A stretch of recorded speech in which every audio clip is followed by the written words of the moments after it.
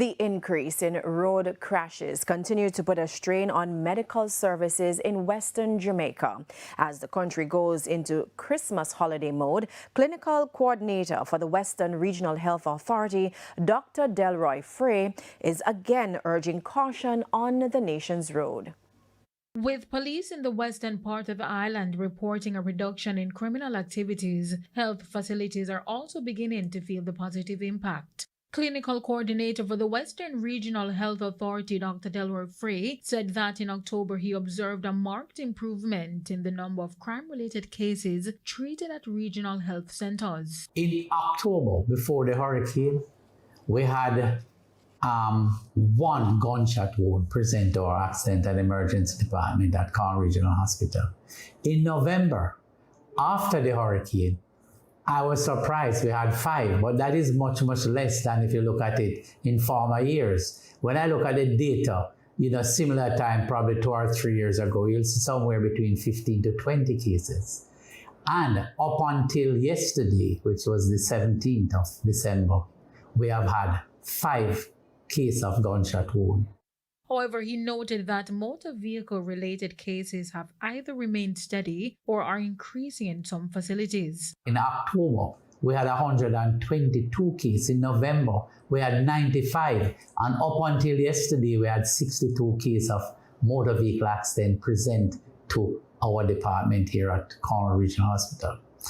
So I am happy that the number of gunshot wounds have decreased, because those injuries are usually what really burn up the resources in a hospital.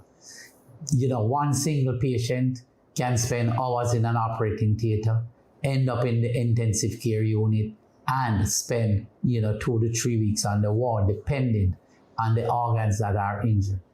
Dr. Frey is urging drivers to slow down on the nation's roads and exercise greater caution to help reduce traffic-related injuries. As you all know, Melissa has damaged the ward space of our hospital. In fact, it has decreased it by some 30 to 40%. We are in the phase where we are repairing those ward areas, so our bed situation is compromised.